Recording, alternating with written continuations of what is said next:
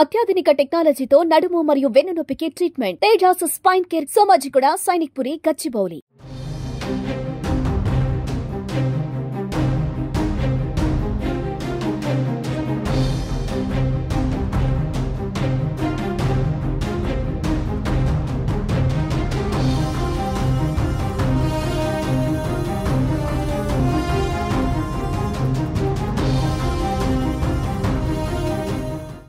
Breaking news. Jubilee Hills MLA Maganti Gopinath మృతి చెందారు. కాసేపటి క్రితమే ఆయన తీవ్ర అస్వస్థతకు గురికావడంతో కుటుంబ సభ్యులు హుటాహుటిన గచ్చిబౌలి ఏఏజీ ఆసుపత్రికి తరలించారు. అయితే ఏఏజీ ఆసుపత్రిలో చికిత్స పొందుతున్నటువంటి ఎమ్మెల్యే మాగంటి తాజాగా కన్నుమూశారు.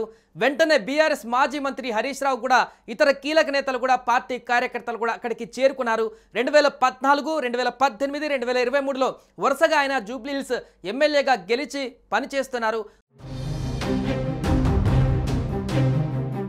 మాగంటి గోపీనాథ్ 1963 జూన్ 2న కృష్ణమూర్తి, మహానంద కుమారి దంపతులకు హైదరాబాద్లోని హైదర్గూడలో జన్మించారు. 1980లో వెంకటేశ్వర ట్యుటోరియల్స్ నుండి ఇంటర్మీడియట్, 1983లో ఉస్మానియా యూనివర్సిటీలో గ్రాడ్యుయేషన్ పూర్తి చేశారు. ఇక గోపీనాథ్కు సునీతతో వివాహం జరిగింది. వారికి ఒక కుమారుడు, 2 కుమార్తెలు ఉన్నారు.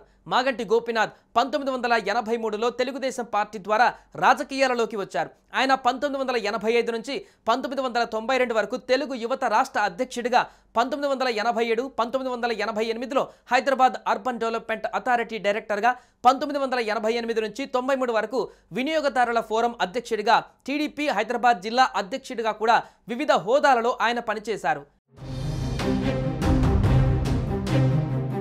ఇక 2014లో జరిగిన తెలంగాణ సార్వత్రిక ఎన్నికలలో భాగంగా తెలుగుదేశం పార్టీ తరపున జూబ్లీహిల్స్ శాసనసభ నియోజకవర్గం నుండి పోటీ చేసి సమీప ఎంఐఎం అభ్యర్థి నవీన్ యాదవ్పై 9242 ఓట్ల మెజారిటీతో గెలుపొందారు.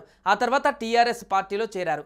2018లో జరిగిన తెలంగాణ ముందస్తు ఎన్నికలలో తెలంగాణ రాష్ట్ర సమితి పార్టీ టికెట్పై పోటీ చేసి సమీప కాంగ్రెస్ పార్టీ అభ్యర్థి పి విష్ణువర్ధన్ రెడ్డి పైన 16,004 ఓట్ల మెజారిటీతో గెలుపొందారు. ఆయన 2018లో శాసనసభలో పబ్లిక్ ఎస్టిమేట్స్ కమిటీ సభ్యుడిగా ఉన్నారు. మాగంటి గోపీనాథ్ 26 జనవరి 2022న టీఆర్ఎస్ పార్టీ హైదరాబాద్ జిల్లా అధ్యక్షుడిగా కూడా నియమితుడయ్యారు.